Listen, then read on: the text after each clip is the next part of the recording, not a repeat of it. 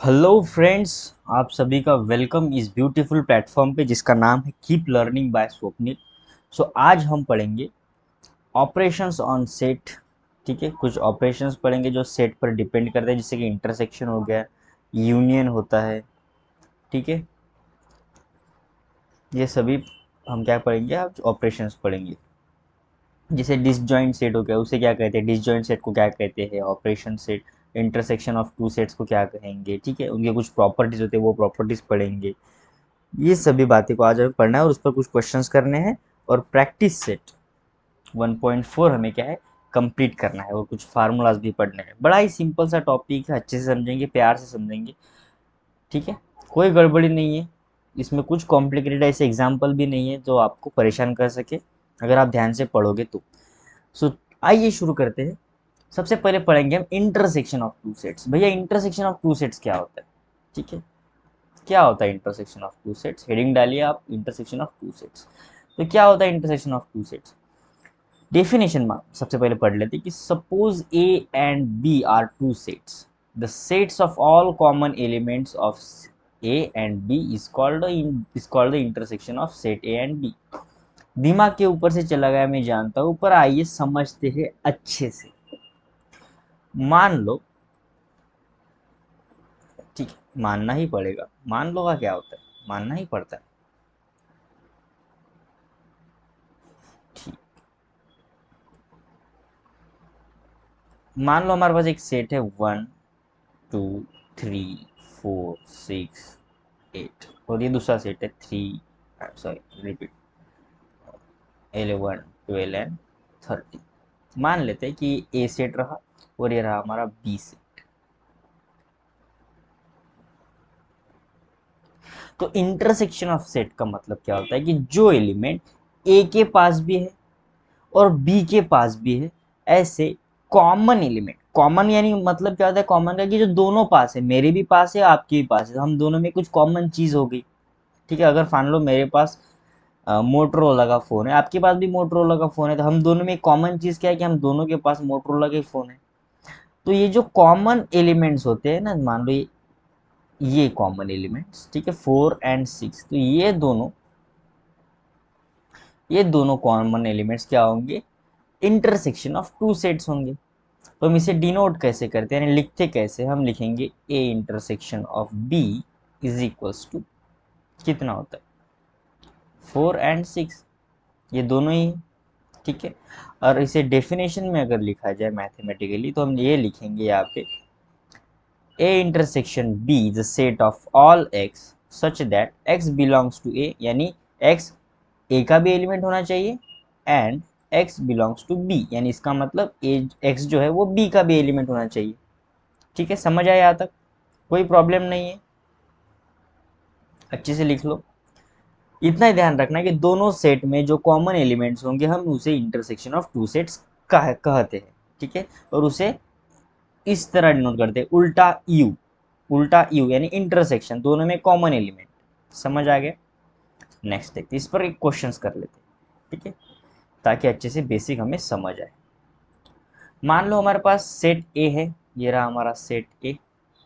एक दूसरा सेट है सेट बी, मान लो ये रहा हमारा सेट बी। हम वेन डायग्राम से सीख रहे हैं, क्योंकि वेन डायग्राम से अच्छा होता है सीखना, डिफिकल्ट नहीं होता है। ठीक है, ये रहा ए और ये रहा बी सेट।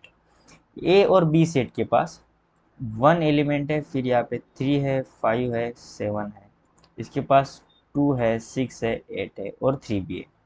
तो देखो यहाँ पर ए के पास भी 3 है, ठीक है, ए के पास भी क्या है, 3 है, यहाँ पे बी के पास भी 3 है, तो ये दो एलिमेंट हो गए, कॉमन एलिमेंट हो गए, यानी एक ही एलिमेंट कॉमन एलिमेंट हो गया, कौन सा, 3। ठीक है, तो मैं यहाँ से ये कहूँगा कि ए इंटरसेक्शन बी क्या होगा, 3, क्योंकि एक ही एलिमेंट कॉमन है दोनों में। कितना इजी था, है ना इजी। बस कॉमन एलिमेंट को ढूंढना है और उसे नाम देना है, उसे चिपकाना है, सीधी सी बात है। समझ आ गया यहाँ तक। आइए नेक्स्ट देखते, थोड़ा क्वेश्चन, एक अब क्वेश्चन कर लेते कि मान लो हमारे पास ए और बी दोनों दो सेट्स है, कॉमन एलिमेंट कौन सा, देखो 9 यहाँ पे कॉमन है, 1 यहाँ पे कॉमन है, 11 यहाँ पे कॉमन है। ओ भाई साहब, क्या देख रहा हूं मैं यहाँ पे कि बी तो पूरा का पूरा ए के पास ही है रे, है ना। बी पूरा का पूरा ए के पास है, उसके पास कुछ खुद का कुछ है ही नहीं। आया क्या समझ? देखते, मान लो ये ए सेट रहा और ये रहा बी सेट। इसके पास क्या क्या है? बी सेट के पास है 1, 9 एंड 11। और इसके पास क्या क्या है? 3 एंड 30। तो ए और बी के पास तो पूरा का पूरा ही है, बी जो है वो पूरा ए का है। इसका मतलब अगर मैं यहाँ से थोड़ा सा रिकॉल करूँ, अगर लास्ट लेक्चर देखूँ, तो इससे मैं ये कह सकता हूँ कि B is a subset of A. हो गया क्लिक? ये क्या हो गया? सबसेट हो गया। बी जो हो गया वो ए का सबसेट है, यानी बी के सभी एलिमेंट ए के पास है, तो वो तो सबसेट हो गया। और ए का इंटरसेक्शन ऑफ बी भी कितना आ रहा है? कंप्लीट बी आ रहा है, ठीक है ना। कॉमन एलिमेंट ए और बी में कौन से? Complete B. अगर ए इंटरसेक्शन बी निकालू, कॉमन एलिमेंट दोनों में कौन से 1, 9 एंड 11, ये कॉमन रहे। अब ये 1, 9, 11 डिक्टो बी ही तो है। सो ए इंटरसेक्शन बी क्या हो गया? बी ही हो गया। तो यहां से कंडीशन हमारी बन रही है कि ए इंटरसेक्शन बी, ठीक है, ए इंटरसेक्शन बी अगर बी की इक्वल है, तो हम यहां से एक बात लिख सकते हैं, ठीक है। कौन सी बात लिख सकते हैं? Therefore if B is a subset of A, ठीक है,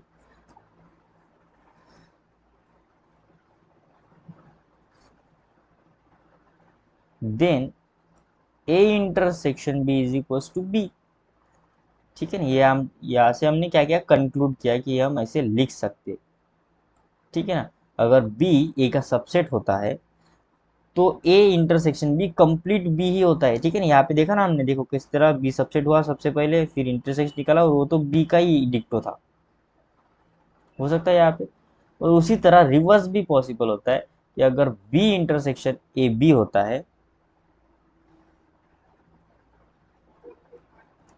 बी ही होता है, तो हम यहाँ से ये बात लिख सकते हैं कि B is a subset of A होगा। सही बात है। आया समझ? प्रॉपर्टी समझ आ गई है? ठीक है। अब यहाँ पे हमें कुछ प्रॉपर्टी रिमेंबर रखना है, यानी याद रखना है, उस प्रॉपर्टी को अच्छे से लिख लो। सबसे पहले फर्स्ट प्रॉपर्टी क्या कह रही है कि A intersection B is equals to B intersection A. दोनों में कॉमन एलिमेंट है, तो वो हम लिख लेंगे, ठीक है। नेक्स्ट क्या कह रहा है कि A is subset of B, then A intersection of B is equals to A. सही बात है, अभी हमने पढ़ा है। If A intersection B is equals to B, then B is subset of A, ये भी हमने अभी पढ़ा है लास्ट स्लाइड में। A intersection B is a subset of A and A intersection B is a subset of B, ठीक है। A intersection B क्या होता है? सबसेट होता है A का, ठीक है। पढ़ा है लास्ट स्लाइड में, पढ़ा है हमने। ध्यान से अगर आप इसे सॉल्व करो, यानी A और B को सॉल्व करो, तो ये आपको क्या मिलेगा? एक सेट मिलेगा जो सेट A का ही सबसेट होगा, ठीक है ना। फिर उसके बाद क्या आता है? A और A का कॉम्पोनेंट 5 होगा। उन दोनों में कुछ कॉमन एलिमेंट होंगे ही नहीं। मान लो हमारे पास इस दो सबसेट है, ठीक है, तो दोनों में कॉमन एलिमेंट तो कुछ हो गए ही नहीं। ए और यहाँ पे अगर बी होता है, मान लो ये एलिमेंट ए रहा, ठीक है, यहाँ पे 1, 2, 3 एलिमेंट्स। तो ए के एलिमेंट कौन से हो गए? 1, 2 एंड 3। और कंपोनेंट ऑफ ए यानी ए को छोड़ के तो दूसरे कोई एलिमेंट है ही नहीं, तो यह क्या आ जाएगा? 5 आ जाएगा। समझ आ गया यहाँ पर? ठीक है, ये प्रॉपर्टीज आपको अच्छे से याद रखना है। फिर ए इंटरसेक्शन ए होता है, तो ए इंटरसेक्शन 5 5 होता है, ठीक है। इतना इजी है, सिंपल है। आइए नेक्स्ट देखते हैं, लेट्स लर्न। अब देखते हैं हम डिसजॉइंट। डिसजॉइंट यानी इंटरसेक्शन का एकदम से उल्टा। यानी इंटरसेक्शन में क्या होता था कि कॉमन एलिमेंट हम लेते थे, और डिसजॉइंट में क्या लेते? Different elements. क्या लेते हैं भैया? डिफरेंट एलिमेंट लेते। मान लो हमारे पास दो सेट्स गिवन है, ठीक है, यहाँ पे गिवन है, ठीक है। ये ए सेट रहा, बी सेट। क्या दोनों में कॉमन आपको दिख रहा है? कुछ कुछ भी कॉमन नहीं है। क्या है कॉमन? फाइव, यानी नल। कॉमन क्या है? फाइव, नल। सो इसे हम कहेंगे डिसजॉइंट ऑफ सेट, ठीक है। क्या कहेंगे हम, डिसजॉइंट ऑफ सेट, यानी दोनों में कोई कॉमन बात है ही नहीं, तो उसे कहेंगे अब डिसजॉइंट ऑफ सेट। ठीक है, अब एक्टिविटी यहाँ पे पढ़ना है, देखो एक्टिविटी क्या करे, observe the case, observe the set A B and C given by Venn diagrams and write which of this are disjoint set, इनमें से डिसजॉइंट सेट कौन से वो हमें फाइंड करना है। तो बड़ा ही इजी सा कॉन्सेप्ट है। सबसे पहले हम ए सेट को लिख लेते कंप्लीटली। क्या आएगा, 1 आएगा, इसमें 2 आएगा, फिर 3 आएगा, फिर 4 आएगा, 7 आएगा, 6 आएगा, 5 आएगा, ये आ गया ए के सेट। बी के सेट लिख लेते, 3 आता है, 6 आता है, 8 आता है, 9 आता है, 10 है, 11 है, 12 है। ठीक है, सी के पास कौन से सेट होंगे, 10, 11 है, 12। डिसजॉइंट हमें फाइंड करना है, क्या फाइंड करना है भैया, डिसजॉइंट से, डिसजॉइंट यानी कॉमन नहीं, डिसजॉइंट यानी कॉमन नहीं, इंटरसेक्शन यानी कॉमन, डिसजॉइंट यानी कॉमन का उल्टा यानी कॉमन नहीं चाहिए। तो कौन से ऐसे एलिमेंट है, तो अगर मैं ए और बी में देखूं तो क्या ये डिसजॉइंट सेट है, नहीं है, क्योंकि इनके पास, इन दोनों के पास 3 और 6 कॉमन एलिमेंट है, तो डिसजॉइंट सेट नहीं होंगे। ठीक है ना। अब ए और सी देखता हूँ, क्या ए और सी डिसजॉइंट सेट है, हाँ ये डिसजॉइंट सेट है, क्योंकि ए के पास जो भी एलिमेंट है वो सी के पास नहीं है, और सी के पास जो भी एलिमेंट है वो ए के पास नहीं है। तो यहाँ से हम लिख सकते हैं hence set A and set C are disjoint set because there is not a single element common in these sets। समझ आ रहा है अच्छे से। नेक्स्ट देखते, let the set of English alphabets be the universal set. English alphabet जितने होते हैं ना, तो सब उनका हम यूनिवर्सल सेट कहेंगे। ठीक है, ये रहा पूरा universal set. The letter of the word laugh is one set. ठीक है, मान लो हम ए नाम देते हैं लाफ को, सो LAUGH, ये आ गया first set. And the letter of the word cry is another set, another set अब उसे नाम दे दिया बी, CRY, ये हो गया B. We can say that these two these are two disjoint set. तो हम ये कहेंगे कि ये दोनों डिसजॉइंट सेट, क्योंकि देखे ना कोई भी एलिमेंट मैच नहीं कर रहा है, एल इसके पास है क्या, नहीं है, ए है क्या, यू है क्या, जी है क्या, एच है क्या, नहीं है, तो ये हो गया disjoint set. Observe that intersection of these two sets is empty. तो भाई इन दोनों को ऑब्जर्व ऑब्जर्व करो, क्या इन दोनों का इंटरसेक्शन, अगर मैं ए इंटरसेक्शन बी लिखता हूँ तो क्या आएगा, क्या जीरो आएगा ना, जीरो कुछ आएगा ही नहीं, क्योंकि है ही नहीं, तो हम क्या लिखेंगे, फाइ यानी नल, नल यानी जीरो एलिमेंट, यानी कोई कुछ है ही नहीं उन दोनों में कॉमन। ठीक है, लिख सकते हैं, समझ आ रहा है यहाँ तक। ठीक है, तो यही तो एक्टिविटी था। नेक्स्ट हमें पढ़ना है यूनियन ऑफ टू सेट्स। अब यूनियन ऑफ टू सेट क्या करना है, देखिए, जिस अगर आपने मूवीज में देखा होगा कि यूनियन जैसे होता है ना, रेलवेज का यूनियन होता है, फिर कोई कंपनी में, फैक्ट्री में कोई काम करते हैं, उन लोगों का यूनियन होता है। यूनियन यानी सबको मिला के, सभी को मिला जुला के। ठीक है, तो ए और बी में सबको मिलाएंगे तो क्या क्या हो जाएगा, यूनियन ऑफ सेट हो जाएगा। और उसे डिनोट किस तरह करते हैं, मान लो, देखो यार, सबसे पहले डेफिनेशन। ठीक है, ये डेफिनेशन अच्छे से पढ़ो, क्या कह रहा है definition, let A and B be two given sets, then the set of all elements of set A and B is called the union of two sets, and it is right as A union B। ठीक है, इसे किस तरह लिखा जाता है, A union B, यानी अब U, कैपिटल U ऐसा मान लो। ठीक है, U नहीं होता है वो, पर आप मान सकते हो, and read as A union B। ठीक है, इसे किस तरह रीड करते, A यूनियन B, इस तरह रीड करते। ठीक है, अब मान लो एग्जांपल देखते हैं कि ए और बी दोनों सेट है, ए के पास कौन से एलिमेंट है, -1 हो गया, -3 हो गया, -5 हो गया, 0 हो गया, ये रहे ए के एलिमेंट। बी के एलिमेंट्स कौन से 0, 3 एंड 5। ठीक है, अब ए यूनियन बी हमें लिखना है, तो हम क्या करेंगे, सभी को मिक्स करेंगे, यानी सभी को मिलाएंगे, जिस तरह -3 -5 -1 0 3 एंड 5, तो ये होता है हमारा यूनियन ऑफ सेट, यानी दोनों सेट को मिला दिया।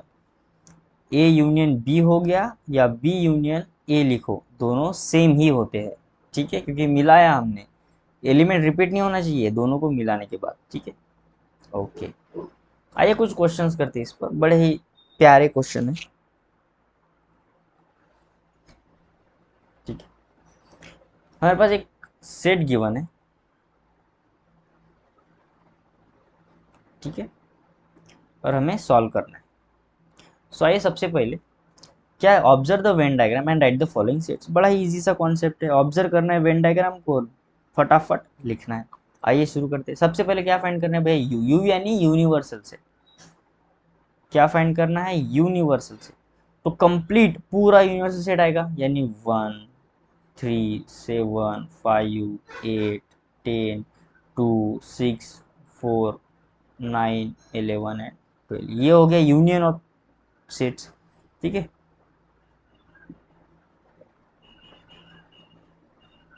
टोटल 12 एलिमेंट इसके पास है।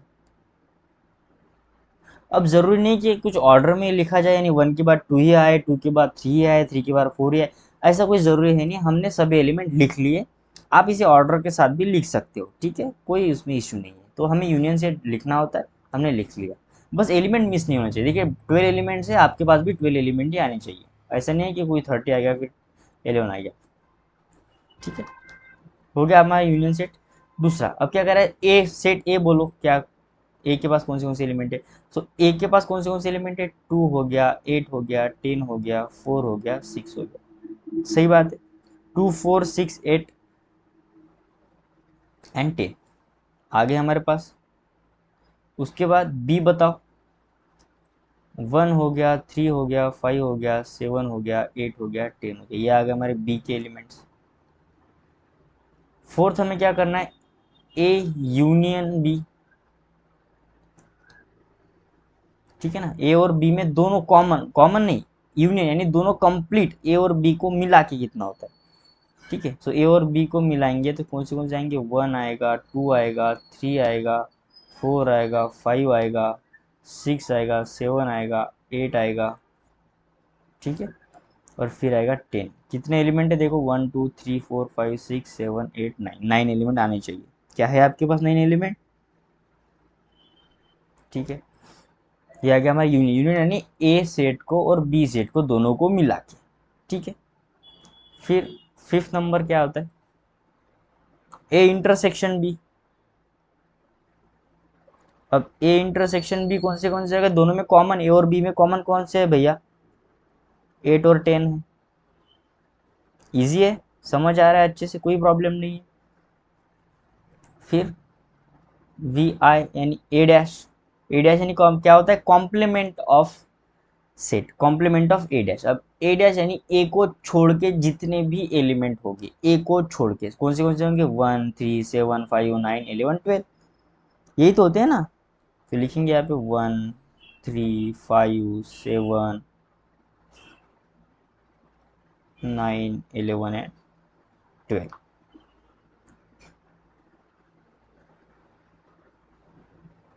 ए डैश यानी कॉम्प्लीमेंट ऑफ सेट हो गया। अब 7 number, complement of set B. अब बी को छोड़ के सभी एलिमेंट लिखो, 2 हो गया, 4 हो गया, 6 हो गया, 9 हो गया, 11 हो गया, 12 हो गया, सही बात है, ठीक है, समझ आ रहा है अच्छे से। ओके, अब 8 नंबर, अब हमें क्या फाइंड करना है, ए यूनियन बी का कॉम्प्लीमेंट। ए यूनियन बी में जितने एलिमेंट होंगे उन्हें छोड़ के बाकी एलिमेंट। अब ए यूनियन बी में कौन से, ये ए यूनियन बी यानी ए और बी को मिला के, ये 6 2 6 4 8 10 3 7 1 5 को छोड़ के कौन से बचे, 9 बचा, 11 बचा, 12 बचा, तो ये आ जाएगा 9 11 एंड 12। कॉम्प्लीमेंट, कॉम्प्लीमेंट यानी जिसका कॉम्प्लीमेंट लेना है उसी उसके एलिमेंट को छोड़ना है, ठीक है, उसके एलिमेंट को छोड़ना है। 9 नंबर क्या कहता है कि ए इंटरसेक्शन बी को छोड़ के। अब ए इंटरसेक्शन बी यानी 8 और 10, ए और बी में 8 और 10 कॉमन है, इन्हें छोड़ के कौन से बचे, 2 6 4 1 3 7 5, ठीक है, 2 6 4 1 3 7 एंड 5। ठीक है।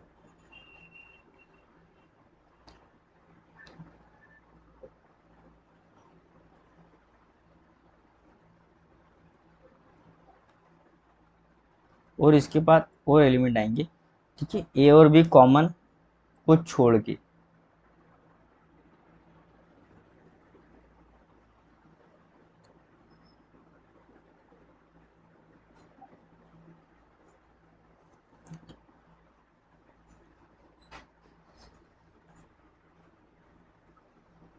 वन हो गया, टू हो गया, उसके बाद थ्री हो गया, फोर हो गया, फाइव हो गया, सिक्स हो गया, सेवन हो गया, यह आएगा नाइन, 11 एंड 12। ठीक है, इजी था, कोई प्रॉब्लम नहीं है इसमें।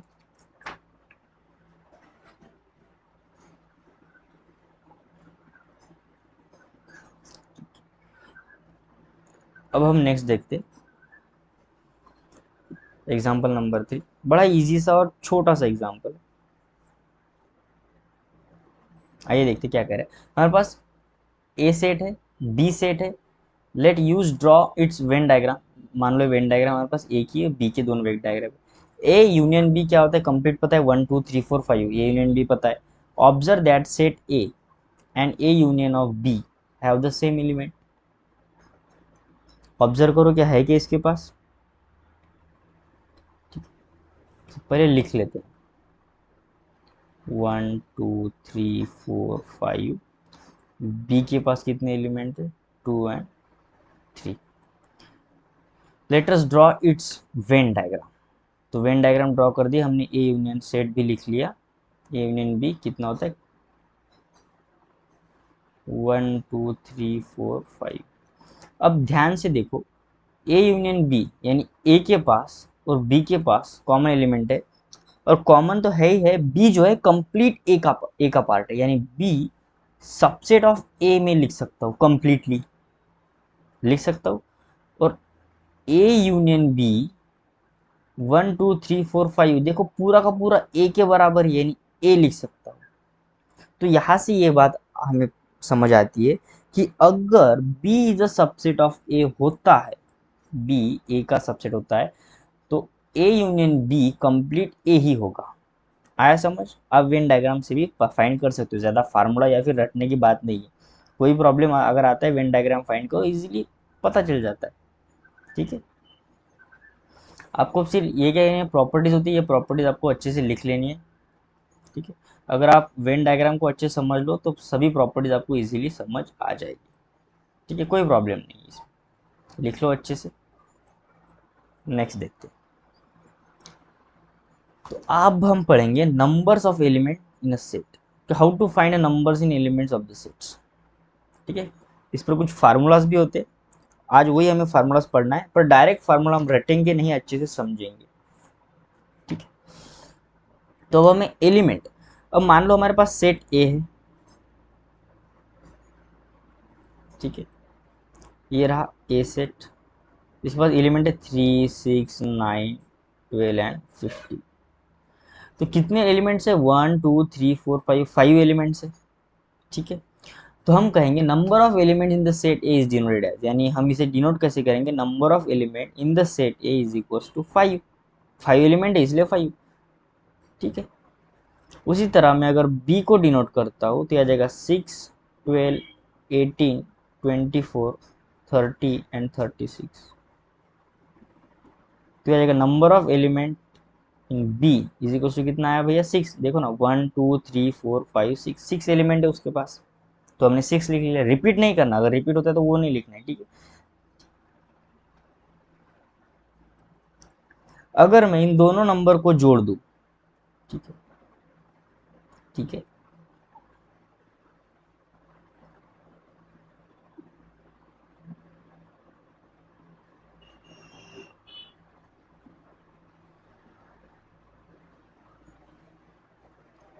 Number of elements A and number of elements in B, तो कितना आएगा, 5 + 6,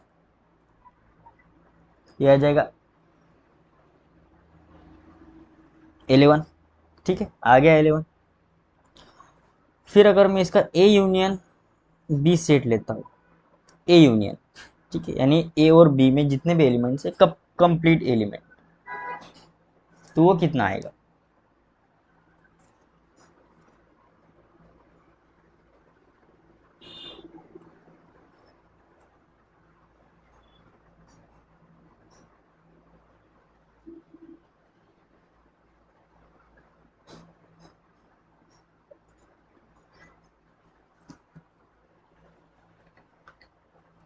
देखिए ये यूनियन बिट कितना आएगा, यहाँ पे 3 आएगा, 6 यहाँ पे देखिए कॉमन है, ठीक है, तो हमें एक ही बार लिखना है।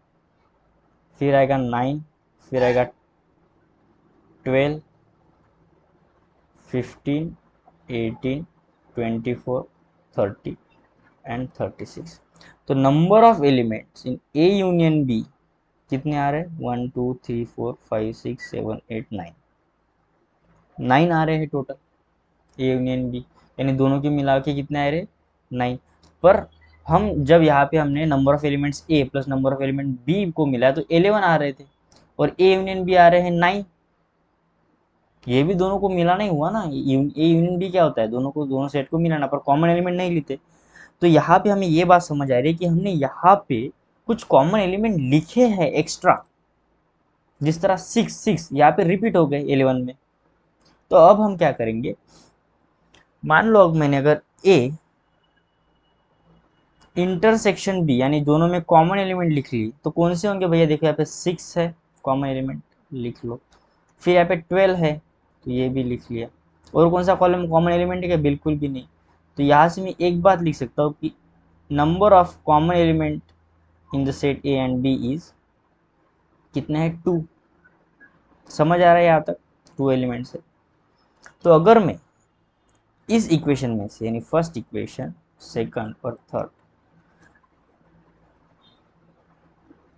इक्वेशन 1 माइनस इक्वेशन 3 करूँ, ठीक है, तो number of elements in A plus number of element in B minus number of elements in A intersection B करूँ, तो मुझे कितना मिलना चाहिए? मान लो ये 5 है प्लस 6 माइनस 2, ये हो जाएगा 11 माइनस 2, कितना बच रहा है यहाँ पे? 9, 9 बच रहा है। अब 9 क्या है? From equation two number of set A union B, तो वही तो बच गया ना, ठीक है, समझ आ रहा है यहाँ तक? तो हम यहाँ से ये फाइंड कर सकते हैं कि number of elements in A union B equals to number of elements in A plus number of element in B minus number of element A intersection B. समझ आ रहा है यहाँ तक? कोई प्रॉब्लम नहीं है। यहाँ से हम ये फार्मूला लिख लेंगे, अच्छे से लिखना है आपको। Number of elements in A union B is equals to number of elements in A plus number of elements in B minus number of elements in A intersection B। ये फार्मूलाज आपको अच्छे से याद रखना है, आपको भूलना नहीं है, ठीक है। इसे आप मार्क कर लो, अच्छे से लिख लो, और इसी पे प्रैक्टिस सेट बेस होगा, प्रैक्टिस सेट 1.4। समझ आ रहा है आपको? यहाँ पे हमने कोई गड़बड़ नहीं की है, अच्छे से क्वेश्चन सॉल्व किया, ठीक है। यही वो फार्मूला है, यही फार्मूला आपको याद रखना है, और किस प्रकार हमने डिराइव किया वो भी हमने अच्छे से समझ लिया है, ठीक है। फिर इसी को इंटरचेंज करके हम ऐसे भी लिख सकते हैं, कुछ नहीं किया, यहाँ पे जो माइनस था हमने इक्वल टू के उस साइड भेज दिया तो प्लस हो जाएगा, कौन सी बड़ी बात है, ठीक है।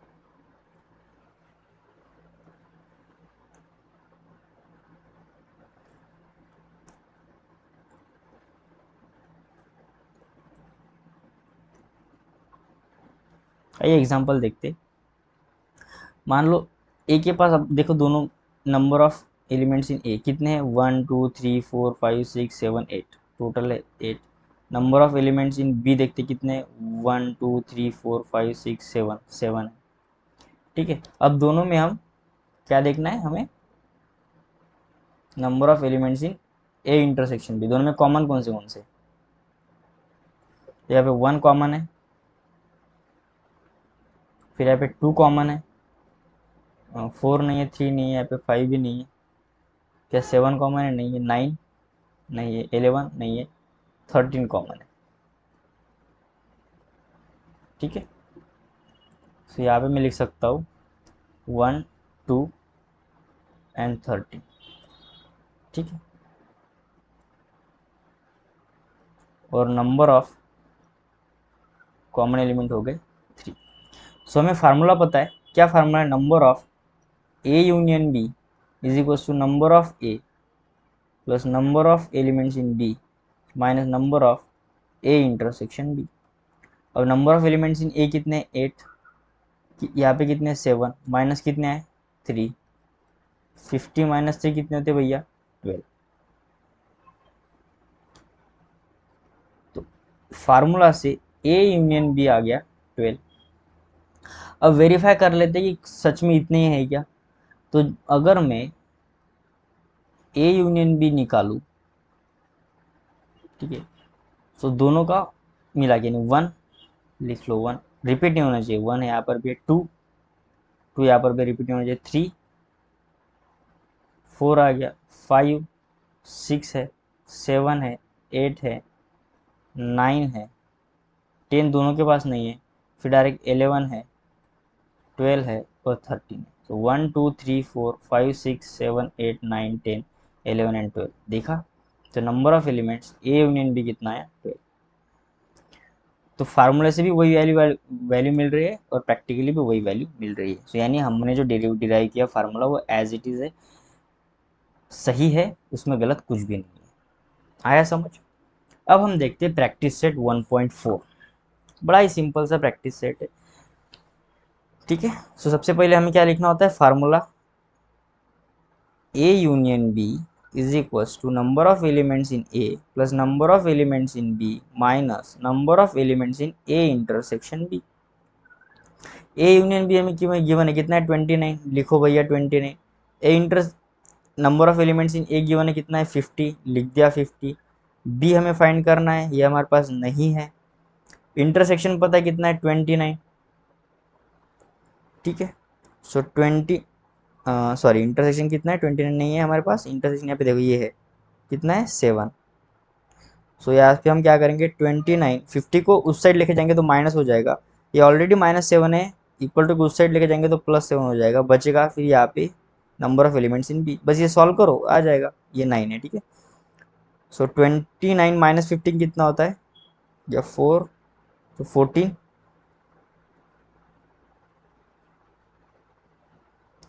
प्लस आएगा 7 number of elements in B. So therefore number of elements in B कितना आ गया? 21। कितना इजी था। ठीक है,